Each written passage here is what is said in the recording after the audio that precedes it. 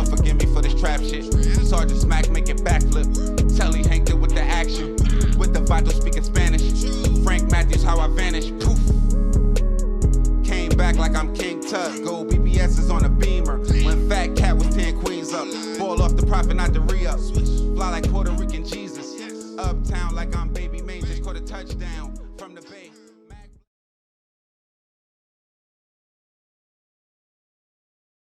I'm in my nigga store, my number store. Holding it down. Yeah, say something. Just the hood, everything is good with you. I was on a run already. So if I'd have made it, I'd have went to jail. Cause the cops told me like, yo, we don't care if you make it to the NBA, whatever you make it, we coming to get you. Yeah. So I went to jail. So I really went over there, boom, to see, like if I'd have made it, see if they'd have talked to them or something, but they still was coming. And I was on a run, so I wanted to see if this man really had me in the tryout. Bouncing on over to JUCO Hoops, the Arizona Western Matadors will be at full strength this Friday night when they host Fort Huachuca because Booger's back. Yes, Booger. You kidding me? No way, dog. We just train professionals. You know, we play basketball on days that we don't want to play basketball. Yeah, you know, we could have played in the league. No, you couldn't have. You were not taking care of your body. You were not taking the game serious. Let me tell you, everybody jumps high. Everybody's fast. Everybody thinks that they're the world's greatest player. There's only been 5,000 something people in the NBA. Total. Ever. I remember Hot Sauce going to the Pro-Am, getting his ass bust. Like, yeah, Hot Sauce came down there, and they was calling that man catch up by the time he left.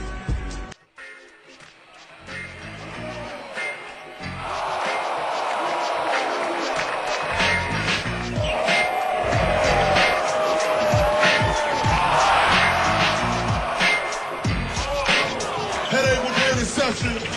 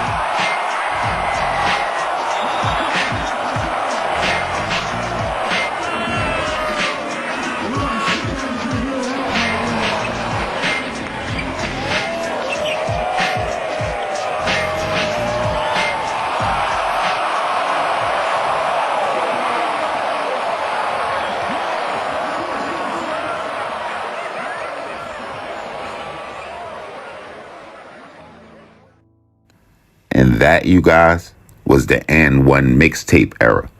A time when street ball wasn't just respected, but it was worshipped. From barbershops to college dorms, the N1 mixtape tour at one time was must-watch TV. Televised in half-hour street ball segments on ESPN2 and cut into 10 official mixtape volumes, the movement would turn guys like Hot Sauce, Main Event, and The Professor into global icons. They would tour the world, Chile, Angola, China, and they stayed undefeated overseas until 2012, when Puerto Rico would hand them their first loss. It was basketball without the strict NBA rules, just dudes doing what they do. Showmanship, skill, and the streets all rolled into one VHS tape. But it wasn't the first time that the cameras would come out for street ball. Years before that, in 1993, a film crew would enter the streets of Brooklyn. They would come to the city to spotlight 3 of New York City's rawest point guards, Rafer Skip to Malou Austin, God Sham God, and a 5'10" magician from Tompkins Projects they called Booger. But once they got the chance to see Booger play, and witnessed the chaos of his everyday life, the lens would never leave him, and the story would become his. And in 1997, though Brooklyn would know his name, the world would be introduced to Ed Booger Smith through the groundbreaking documentary Soul in the Hole, a film that didn't just show street ball, it would show what it cost. Because Booger wasn't just a star on the court, he was a warning off of it. Long before hoop mixtapes, NILs, and endorsements for high schoolers, Booger had the kind of talent that you couldn't coach, the kind of buzz that you couldn't buy. He had a real shot, multiple in fact, but in the end, Booger didn't just lose the game, he gave it away. Mel Tinsley, he grew up around me. I showed him how to play too. Lamar Odom, it's like Steph, everybody uptown, Future, everybody. I was playing against everybody. Everybody, Skip. Shout out to Skip. Yep. I was playing with everybody. But everybody wasn't coming. They was coming to Brooklyn though. The first grade was coming to West 4th Street. But they wasn't coming to Brooklyn. Eddie came to Brooklyn one time, the Tillery, and after what I did to him, he didn't come back. It was crazy. We brought the best talent all over. Everyone that was really hooping at that time came out. Most known, my guy Booger Smith. I remember Booger Smith one of the first years. The first play, he got the ball, crossover through between somebody's legs. It changed my whole way I played for the rest of my life. That first play of Bro Day, I seen that shit on the side as a kid watching. 1,000 people outside. Booger Smith. Oh, it was crazy. It was crazy.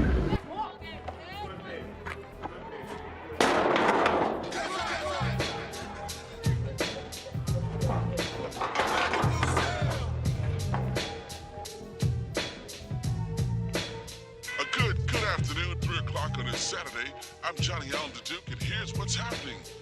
It's hot, hazy, and humid. Watch out, it's gonna be in the hundreds in the city. Heat ozone alerts flying right now, and oh my goodness, the way these heat records are falling, you can hear them breaking as we talk. It's a good time to go to the beach and cool down. Making moves, man. Big moves. I'm about to take this bitch to my career.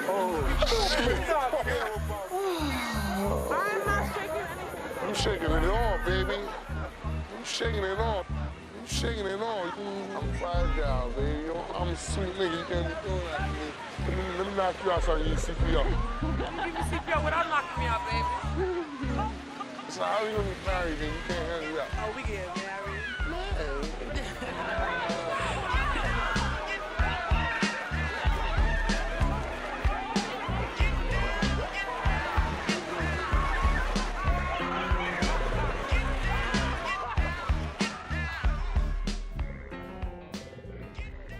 You gotta go all the way out in the middle of the court. God damn. All right, I'm gonna say my piece right here now. I got a thing about the word nigga. All right, I find the term very offensive. All right, as far as the teams are concerned on the floor, I'm gonna tell you like this. If they can't control their mouth and using that word, and you guys are the men of the team, you guys are supposed to show direction and leadership. I don't want it used. I can't help what they say out there. Right now, my concern is the 10 players on the court. You guys are the leaders, so let's keep that under control. All right, because that bottom line, that's offensive. All right, no matter where I go, I would find it offensive, and I don't want it being used here. All right, no problem. All right? All right. There it is. Let's go. Let's work.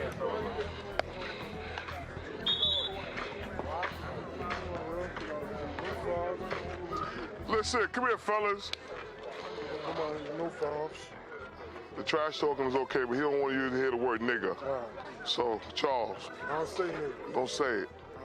All right, let's go out there and bust their ass. Let's go, fellas. Shake hands one time and one time only. Tuck the shirts in, gentlemen. Tuck the shirt in, 23. Shirts in, fellas. So right now I'm on a high. We're undefeated. I've never been undefeated the whole summer. Never. Just killing them. Just killing them. I'm used to winning, but not winning this much.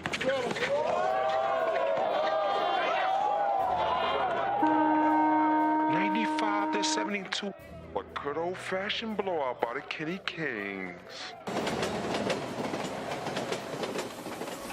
Perfect. Perfect. Perfect.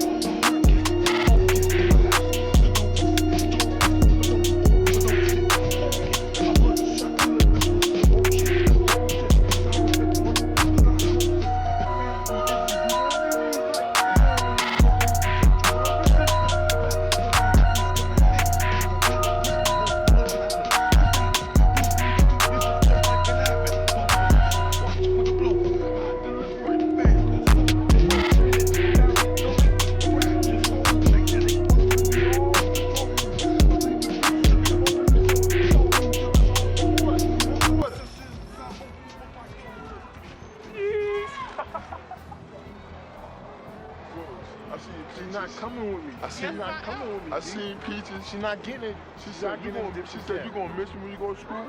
She asked you that? I said, you start letting me hit that bad ass, I'm gonna miss you. She was like, you gonna hit it? For real? Where's she going? There was a label going around that Booger couldn't read. Right? Booger could read, but not that well. Booger love to go to school. It's just once that he get in school, you don't know if he's going to those classes. 'Cause I know he cuts most of them. Coach from Arizona Western called. He wanted to recruit Booger. He told me he knew about Booger educational background. Boogs didn't really, he had a lot of schools looking at him, but he wasn't academically ready. Arizona was different. Like, it's a junior college where you need grades, but you don't need as high grades as Division I schools. He may have sold us a dream, you know what I'm saying? But then a dream is worth chasing. And if you wake up at the wrong one, you wake up. But then I just told him, go for it. It's free, you know what I'm saying? He got a full scholarship, it's free. I go for it, you know? I just hope he makes it. We on campus right now, right here in the front. Those are the domes over there. That's my dome. That's Kino. That's the study hall over there, the library, the gym back there, and that's the lunchroom and a bookstore. That's it over here. This is KYMA. You're watching the #1 news source for Yuma and the Imperial Valley. Eyewitness News. Bouncing on over to JUCO hoops, the Arizona Western Matadors will be at full strength this Friday night when they host Fort Huachuca because Booger's back. Yes, Booger. Edward Booger Smith has been out due to academics. He's a 5'11" freshman from Brooklyn, New York, and has some stupendous speed and can shoot from outside. Booger told us today that he can't wait until he gets back on the court for the Matadors. I just go in and play my game, regular. I'm the point guard, give everybody the ball, make them happy. If they happy, I'm happy. All right, let's talk sports. Booger Smith, though, he shakes and bakes. What a move inside by Booger. What a play. Then Booger, but just no luck pass to Cotton for the 2 points. The Mats now have won 4 in a row, 118 to... He can do things with the ball I've never seen a point guard do, ever. And I've coached Division I. The whole deal. I've never seen a point guard do some of the things he can do with the ball.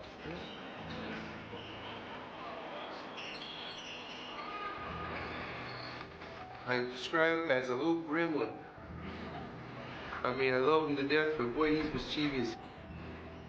The toughest thing is getting used to calling someone Booger. Yeah, I said to the dentist introducing me, "Hi, doctor, how you doing?" And I said, "This is Booger." And he's kind of like, "Booger?" After 2 or 3 times, you can tell he's like, "Hey, Booger, how you doing, Booger?" But now it's Boogs and, "Hey, Booger, how you doing?"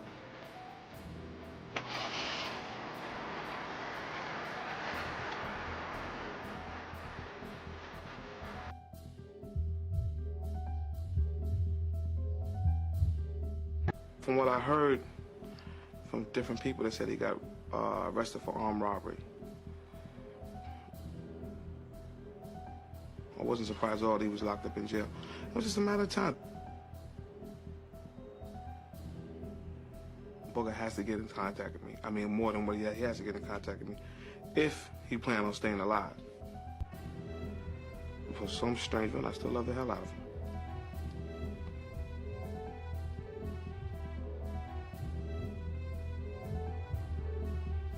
In 1997, Sports Illustrated did something that they've never done in its entire 43-year history.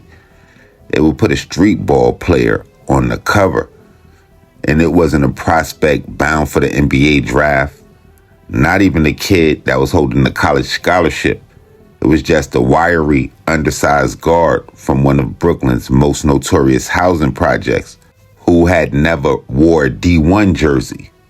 Decades later, in 2022, the Showtime documentary, NYC Point Guards, would celebrate legendary NYC guards like Kenny Anderson, Rafer, Skip Tamalu Alston, Stephon Marbury, Kenny Smith, Mark Jackson, and Rod Strickland. Players who would own their craft on the city's playground before making it to the league.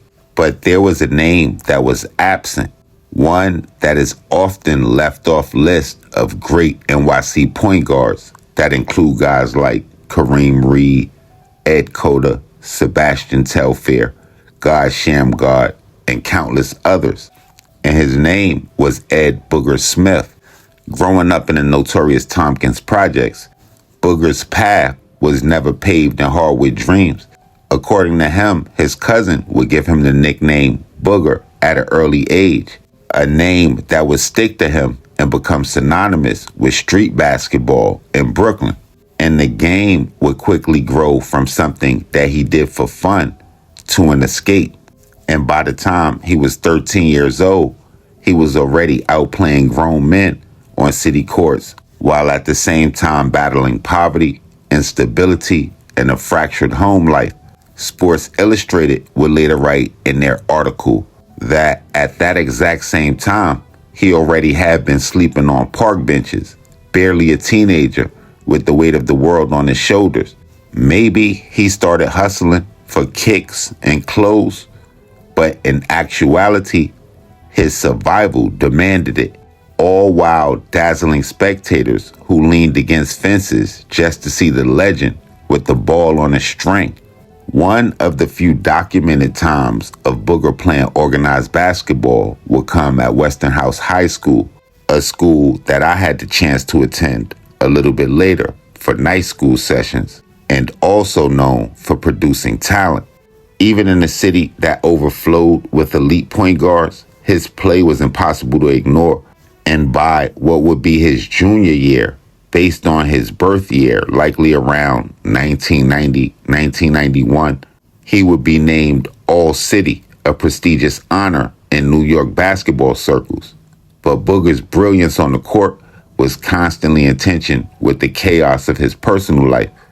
Despite faculty allegedly adjusting his grades to keep him eligible, but the rumors were Booger couldn't even read, and he would eventually drop out during his 11th grade year before graduating.